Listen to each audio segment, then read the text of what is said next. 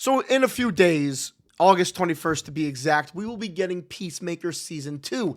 With that being said, there was just the premiere for Peacemaker Season 2 in New York City, and I believe now we're getting a lot of people who are, I believe, seen episodes 1 through 5, but have not seen the remainder. I don't know if that's 6 to 8. I'm not sure how many episodes are actually in this season, but I believe 1 through 5 has been seen by these reviewers, but we'll find out, throughout this. I have not read these reviews. I've randomly kind of went through them, just taking a few at a time just to see. So this is kind of a raw reaction. Anyway, we're going to get into the Peacemaker Season 2 Rotten Tomatoes scores. Let's do it. It originally debuted on Rotten Tomatoes by just critic scores at 100%. Pretty crazy. At the time making this video, hours later, it's still at 100%, which is also insane.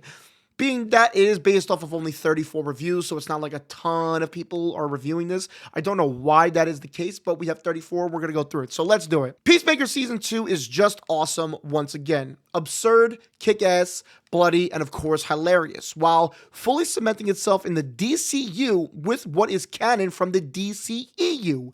It blends all nicely together. Peacemaker Season 2 recaptures everything that made Season 1 so special, but it tells a whole new story with a surprisingly great multiversal twist. Peacemaker Season 2 tackles the transitions from the DCEU to the DCU brilliantly, while still being sure to deliver the same wacky yet emotional vibe. So going right through this, a lot of these two and especially, they're talking about how it really does a good job at moving from the DCEU to the DCU with the character of Peacemaker. Of course, this is going to look like I intentionally chose these three together. I really didn't. These are just literally the first ones I kind of just screenshotted. But then, of course, they throw in that there's a multiversal twist, which, of course, we've seen that so far in the trailers, with Peacemaker pointing to go to Peacemaker. And then we kind of got a clip of it the other day when John Cena was over on Jimmy Fallon. I think it was really cool, and I like how they bridge the gap. I especially love the beginning one where they say it blends together nicely, the two universes. The testament of a good show is whether or not you care about the characters more than the bigger picture. With Peacemaker Season 2, we're lucky in the sense that both of these aspects are thrilling this time around.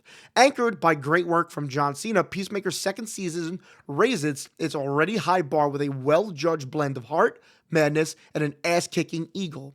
An irreverent, over-the-top, the adults-only good time with enough heart beneath the crudity to give it a real impact. James Gunn proves once again that the DCU is in the right hands. His understanding of this world and the necessary steps to successfully build a cinematic universe are clear.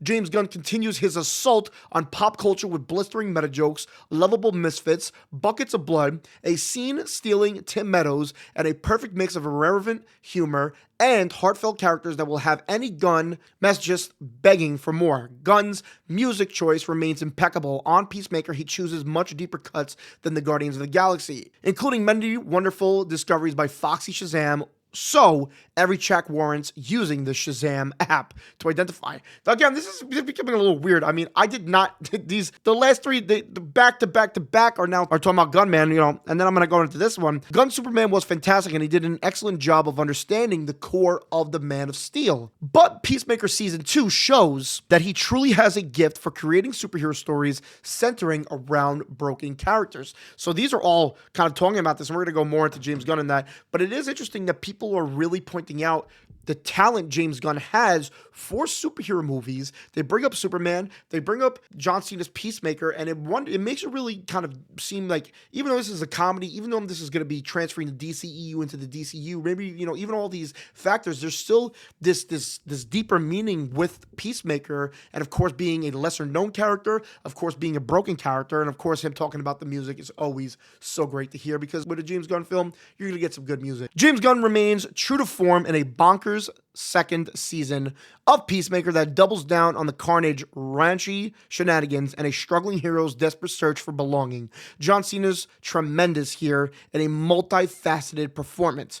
Pretty standard for mid-DC Comics shows at this point, Doom Patrol, animated Harley Quinn, etc., but this is still just as good, especially for DC fans. The show has a lot of heart, and Cena carries it well. Gunn also delivers a proper multiverse story. Peacemaker Season 2 is the grit, bright candle at the top of a delicious cake, one with increasingly filthy decorations all over. Now, I want to talk about Grace's real quick. Doesn't seem like she liked it too much, but still, it shows that it is a very fine addition to the DCU, and the proper multiverse story is really cool because that's not the first time we've seen somebody say that it transfers so well, and the multiverse story that they do here is good. And when she says proper, I wonder what that means. Of course, I love the next one. It's just the candle for the rest of the cake. The candle, like, just to think, like, the Peacemaker, it's at 100% right now, and it's just a candle. When we go down deeper and deeper, every bite, each layer of the cake, we're gonna get something crazier, from Superman to Batman to Flash to Lobo to everything. It is really cool, and I really like how that one review kind of talked about it. We don't yet know how this story ends, but this is a solid start to a season that lingers in life's one thing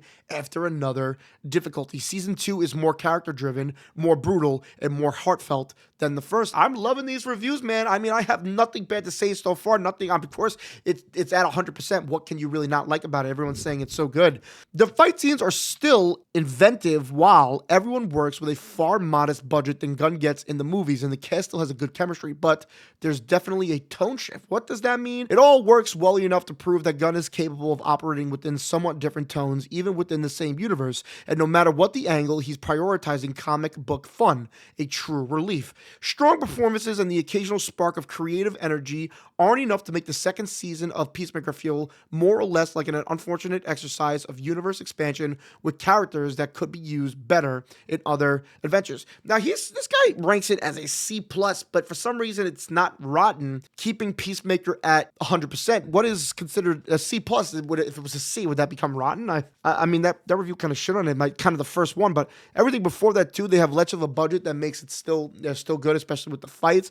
And, there's talking about a tone shift. I wonder if that's like technically from like the DCU becoming the DCU. Maybe, I don't know. Let's end it here with a few more. Peacemaker Season 2 feels like a Wally Superflows addition to the new DCU and lacks the stakes and emotion that made Season 1 so special. Fortunately, it's buoyed by some fun surprises for fans and another exceptional turn from John Cena. There's nothing out there quite like Peacemaker, and Season 2 just shows that there's so much more to explore with the fantastic cast of characters and simply superb, fascinating storylines. And ending it here, James Gunn builds on the character-driven narrative with plenty of dark humor, exciting action scenes with impressive fight choreography. There's still a lot to like, including the team's close bond and all the blood-spattering, bone-crunching fun.